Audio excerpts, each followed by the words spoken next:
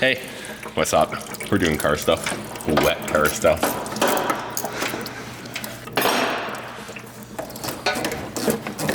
Oh yeah. Welcome to the cum bucket. I'm like, I'm not gonna work on the truck at all. I'm gonna sit back and cheer you on. Yeah, you are. Every fucking time. All right, so as Drew had mentioned, we are doing car things today, more specifically truck things, and more specifically LS swap things. So we're ripping the 2.5 Iron Duke out of the clapped out shit box that the only mod right now is lowering springs. So we have kind of jumped the gun a little bit here on pulling stuff apart because I don't know, we just got a little bit ahead of ourselves, and Drew likes to work, so I'm not gonna say no. But we do have the hood off of the truck. We have the radiator and the cooling system all drained and removed already as well. And we're just we've got the exhaust out. That bad boy's laying over there along with all the other stuff. And we're just kind of starting to unbolt everything. So there aren't a lot of write-ups or anything on the 2.5 specific swaps. Like there's a lot of swaps for the 2.8s and the 3.5s, obviously, that a lot of people have covered. So this is kind of gonna be probably the first one. Well, I know other people have done it, but the first one that's gonna be well documented. So the biggest thing with getting this whole engine out and swapping to LS mounts is getting the factory engine mounts out, which are up in here on both sides. This side's a little bit easier to see. They are a pain in the ass because you do have one bolt here on the bottom that isn't, what do you call it? A captive nut on the back side of the frame. So we're not able to get those out from the back side. And you kind of have to go up through like the control arm area or up through the spring perch. Yeah, with a bunch of wobble sockets and her extensions and all that. So what we're doing is we've removed the pass-through nut, this guy over here, if I can zoom in with one hand. So this guy has a nut on the back side. We've got them both undone on either side.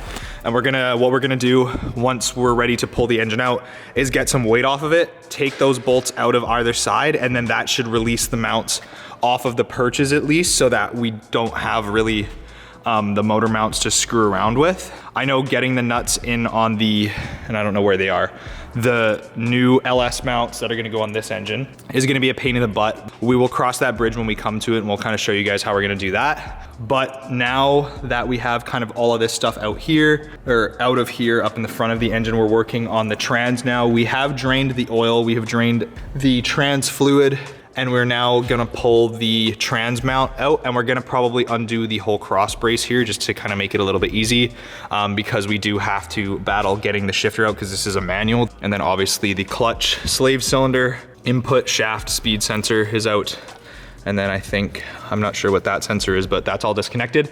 So we're gonna do that. We'll drop the trans cross brace here and then go from there. But that's more potential to slip.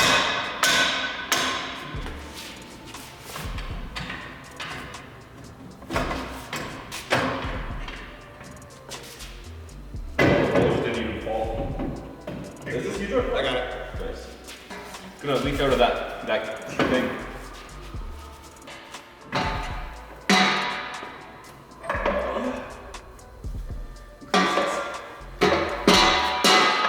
There's the drive shaft, boys. She's maybe fucking 20 pounds, if that. Grease inside me, daddy. Oh my god. What problem the engineers were running into? Oh, like, you know, we need these like random bars in between the engine and the engine. Oh, I guess that's yeah. I guess it's just for like pitch angle or something. I don't know. Yeah, but dude, this thing has 60 horsepower. What do you think it's gonna do? I mean, 60 horsepower on water meth and 93. Yeah, okay. Further proves my point. You got a little stash going on there, Do bud. I? Okay, so 13 mil on the DAC. Hey guys, it's your boy, the cameraman. Back at it with some more Ugga-Duggas. What do you think, camera? 50? Oh yeah, bud. Because Once we have the jack underneath here, Yeah. and then we unbolt this whole cross member, then we can just pull, like it'll drop down, right? Like we can have the jack right here, unbolt these guys, and then this will drop out of the way. Okay. Yeah. I'm picking up what you're putting down here. Yeah, for sure, bud. And then once, putting down, nice. Yeah, then once we drop this guy, then we can rip these bolts off, get that bracket out of there. Get up on out of here with my eye holes. Whoa, sorry coolant bucket. I apologize, bro. Sick custom fender flare delete.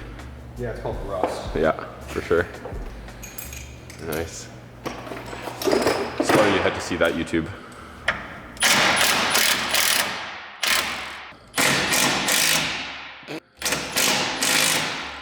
You know, she's on there tight when the bolt's turning you. I would honestly do it by hand because it's pretty tight. You want to round it. You want to do it? We're basically ready to pull it out now. So like I was showing you in the back, we have disconnected, and I'll see if I can zoom in real quick while Drew's still lowering it. That cross member right there is all just kind of loose now. So we're just gonna hook it up to the crane and then start checking for any additional wiring and stuff that might still be connected. Because at this point, like, nothing in here really matters anymore because we do have the whole standalone harness for the LS that's gonna be going in. We just have to be careful not to pick up any of the brake stuff and then yank her on out and rip the firewall with the engine.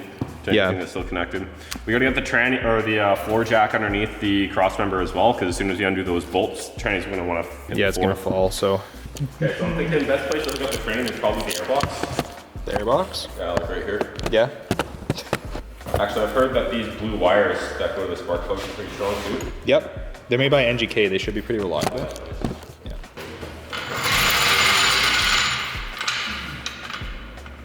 Tyler, what the fuck is this? Moretz? A lot of this was like all fucking fandangled together. Actually, I don't think I've ever shown this Fucking Moretz. on the vlog. Moretz on cars. Every time we got a car coming in, Moretz. It's like Special kind of guys put household wiring Moretz on their cars. Check it out, YouTube. OEM Plus. Certified shit bucket. Oh yeah, bud. Just give her the old yank. Yeah, I don't care. Break it. Amazing. That actually didn't even break. It's just a vacuum line anyways.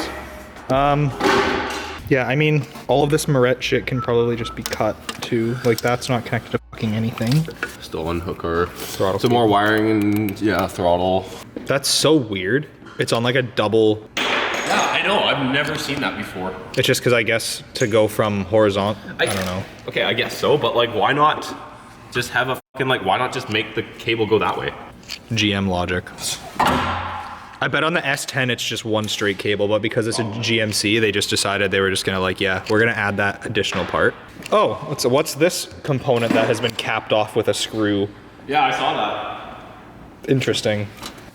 What did you say? Looking for the 10 mil. Of course you are. I know. It's gone. I know, man. And that's the end of the vlog. The 10 mil's missing, so we have to Bye, end. guys. It's been a pleasure. The channel is actually shutting down now Yeah. because we can't find the 10 mil. Dude, it's actually funny like looking at the size comparison of like the LS compared to like a 4-cylinder, and it's not that much bigger. Yeah, I know. Well, that's why manufacturers love the V layout, man. Mm-hmm. YouTube. What are you unbolting? Don't tell on me for doing this. My Snap-on guy will get very upset. Going from half inch to 1/4 inch. Gotta do what you gotta do, my guy. I'm nobody's guy. You're the guy that everyone calls up only when their car breaks. Yeah. Yeah, so Tyler goes skiing yesterday. Nothing. Hey, you want to come work on my truck? Fuck you. So that's a fuel line, right? Nope. This right here? Nope. That hard line? Why would your fuel just go into like half the manifold? Because direct injection. It's just free flow. It's directly into the manifold. What? Oh. I'm just gonna take this all off. You're gonna want that vacuum reservoir, but let's get out of the way for now. Wait, why? You want a vacuum reservoir. This one doesn't have one. You're gonna need one. I don't know. Can I just tune that out? Get back on your fucking laptop there, guy. Jeez, leave this shit for the actual mechanics. Can I just tune the vacuum? This guy. Okay, we got our Voyafold here. Can we just yank it? I kind of want to just yank it. Can we just yank it? Okay, after the fuel lines, then we'll talk about yanking. Okay. You gotta yank me first, though. Jesus. Jeez. All right, burgers and gentlemen, we are getting ready to pull the Iron Duke out. So I'm just gonna set you guys up over yonder so you can hopefully watch us not die.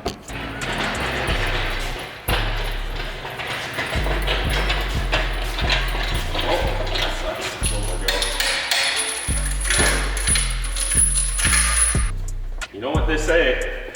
Teamwork makes the dream work. Okay. I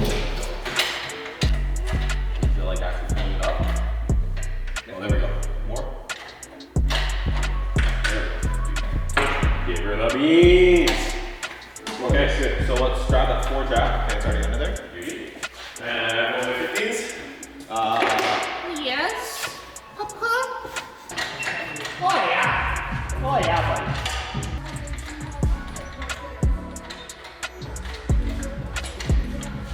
Yeah, we can go a little bit more towards the back.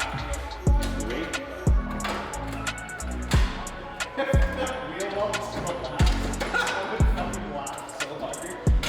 I'm hating myself in the fucking engine. You can just rest it on the cross. No, get it over that like a little bit. There you go. Got it. Okay. Fucking sure.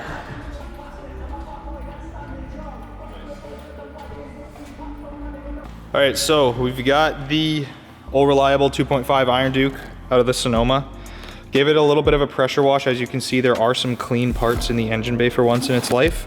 There still is a little bit of caked up oil kind of on the frame rails. Nothing I'm really too worried about at this point, but we do have a solid basis or a solid base to get the LS into the truck. And that will be obviously in the next video because we've been at this for a couple of hours, but we did get it out and it is in one piece. All the accessories and everything with the transmission attached to it as well. But yeah, I'm super stoked to finally have this project going. Once we do have the LS in here, we are gonna be screwing around with some more, obviously like with the transmission and doing we have an 8.8 Ford limited slip, 410 geared rear end to put in it. And then we're gonna do some drop spindles and obviously some bigger wheels and tires and that kind of thing, and absolutely go clap some people with our shit bucket. We're gonna keep it looking like this for a while. I have been toying with the idea of obviously wrapping the truck something very, very custom. I'm not really gonna talk about like what I'm thinking yet. I might also do some like body mods and that kind of thing as well to fit the style that I want to wrap this vehicle. But yeah, so that will about do it for today's video. And obviously big shout out to our boy Drew over here, who's out here being our mechanical stig for the day. But anyways, guys, I'm super stoked to put the LS in this truck and I hope you guys are too. If you're new here, obviously do like and subscribe. I will be covering this build like nose to tail as I do with all my other builds. So that'll do it. Peace out. I'll see you in the next video.